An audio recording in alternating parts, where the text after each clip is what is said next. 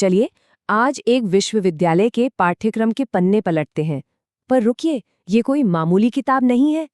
इसके अंदर छिपे हैं भारत के शुरुआती खगोलविदों के रहस्य और ये राज कि उन्होंने ब्रह्मांड को नापा कैसे। तो ये सारी जानकारी आ कहाँ से रही है?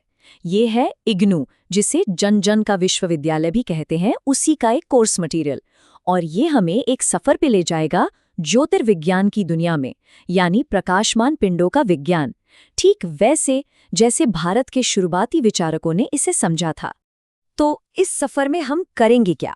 सबसे पहले हम प्राचीन खगोल विज्ञान की जड़ों को समझेंगे, फिर देखेंगे कि ये पूरा कोर्स कैसे बना है। उसके बाद हम मिलेंगे कुछ महान विचारकों से और खास तौर पर फोकस करेंगे आचार्य लघत के काम पर। तो चलिए शुरू करते हैं। ये जो पाठ्य सामग्री है, ये असल में भारत में खगोलीय पिंडों की सबसे पहली सिस्टमैटिक स्टडी को समझने का एक दरवाज़ा है। हमारी यात्रा की शुरुआत यहीं से होती है। तो हमारा मेन सब्जेक्ट है ज्योतिष, या कहें ज्योतिर्विज्ञान। अच्छा, ये इतना ज़रूरी क्यों था? क्योंकि इसे वेद पुरुष का नेत्र माना जाता था, मतलब वेदों की आंख। ये काल विधान शास्त्र था, वो विज्ञान जो समय का ज्ञान देता था, और वैदिक अनुष्ठानों के लिए सही समय जानना सबसे ज्यादा जरूरी था। अब सवाल ये उठता है कि इतना सारा ज्ञान, इसको ऑर्गेनाइज कैसे किया गया था? तो जो हमारा सोर्स डॉक्यूमेंट है, वो इसे बड़े ही लॉजिकल तरीके से 4 हिस्सों में बांटता है। चलिए देखते हैं कैसे। देखिए, ये पूरा पाठ्यक्रम 4 मुख्य खंडों, मतलब ब्लॉक्स में बटा हुआ है। हर खंड एक एक करके बड़े बड़े खगोलविदों और उनकी थ्योरीज पर फोकस करता है। ये हमें कोदाइत से लेकर बाद के विचारकों तक एक तरह से टाइम ट्रैवल पर ले जाता है। तो जाहिर है हम शुरू करेंगे पहले हिस्से से, पहले खंड से, और मिलेंगे उन दिग्गजों से जिन्होंने भारतीय खगोल विज्ञान की नींव रखी थी।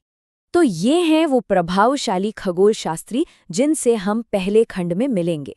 आचार्य लघ्ध, आर्यभट्ट, वराहमिहिर, लल्ल और ब्रह्मगुप्त, और भी कई।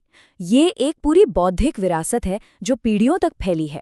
लेकिन हमारी खोज शुरू होगी सबसे पहले नाम से, आचार्य लघ्ध, जिन्होंने आने वाले सभी लोगों के लिए एक मंच तैयार किया। तो कहानी की शुरुआत होती है आचार्य लघ्ध से। उन्हें ही भारत का पहला लिखित खगोलीय ग्रंथ वेदांग ज्योतिष लिखने का श्रेय दिया जाता है।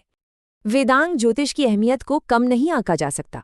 सोचिए, ये सिर्फ एक किताब नहीं थी, ये वो बुनियाद थी जिस पर भारतीय खगोल विज्ञान की पूरी इमारत खड़ी हुई, जिसने आर्यभट्ट जैसे दिग्गजों के लिए भी रास्ता बनाया।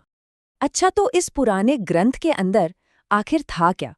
चलिए अब सीधे लघ्ध के काम के दिल में उतरते हैं और देखते हैं कि उन्होंने ब्रह्मांड के चक्रों को कैसे मापा। अब यहाँ एक बहुत ही दिलचस्प एकेडमिक बहस है। इस ग्रंथ की उम्र को लेकर ना विद्वानों में थोड़ी अलग अलग राय हैं।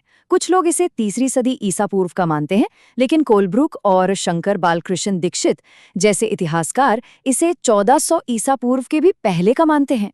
अब ये फर्क बहुत बड़ा है। क्यों? क्योंकि ये भारत में व्यवस्थित खगोल विज्ञान की शुरुआत को 1000 साल से भी ज्यादा पीछे ले जाता है। मगध की सबसे जरूरी अवधारणाओं में से एक था 5 साल का एक चक्र, जिसे युग कहा जाता था। अब सोचिए, ये सौर वर्ष जो लगभग 365 दिन का होता है और चंद्र वर्ष जो करीब 354 दिन का होता है, उनके बीच के अंतर को एडजस्ट करने का एक बहुत ही चालाक तरीका था। इस चक्र का इस्तेमाल करके वो एकदम सटीक कैलेंडर बना सकते थे, जो उस समय खेती और अनुष्ठानों के लिए बहुत महत्वपूर्ण था। और ये सब सिर्फ थियरी नहीं थी, ये बिल्कुल सटीक अवलोकन पर आधारित थी। ये श्लोक उस खगोलीय घटना के बारे में बताता है जिससे 5 साल का चक्र शुरू होता था, जब सूरज और चांद एक साथ एक खास नक्षत्र यानी धनिष्ठा में एक सीध में आ जाते हैं। सोचकर देखिए, उस जमाने के हिसाब से ये कितनी ज्यादा सोफिस्टिकेटेड ऑब्जर्वेशन रही होगी। तो क्या ये सब सिर्फ इतिहास की बातें हैं? बिल्कुल नहीं। इन शुरुआती खगोलीय कामों की एक बहुत गहरी और स्थायी विरासत है। तो सवाल ये है कि ये आज भी हमारे लिए मायने क्यों रखता है? सबसे जरूरी बात यह है कि ये जो शुरुआती ग्रंथ थे, ये कोई आखिरी पड़ाव नहीं थे। असल में ये एक लंबी और बहुत ही सोफिस्टिकेटेड वैज्ञानिक परंपरा की शुरुआत थी। आचार्य लघद ने जो मशाल जलाई थी ना, उसे आने वाली पीढ़ियों ने और आगे बढ़ाया, और इसी वजह से भारत में गणित और खगोल विज्ञान में इतनी जबरदस्त तरक्की हुई। और ये हमें एक सवाल के साथ छोड़ जाता है। समय और ब्रह्मांड को समझने की ये जो हजारों साल पुरानी कोशिश है, वो आज भी हमारे नजरिए को कैसे आकार देती है?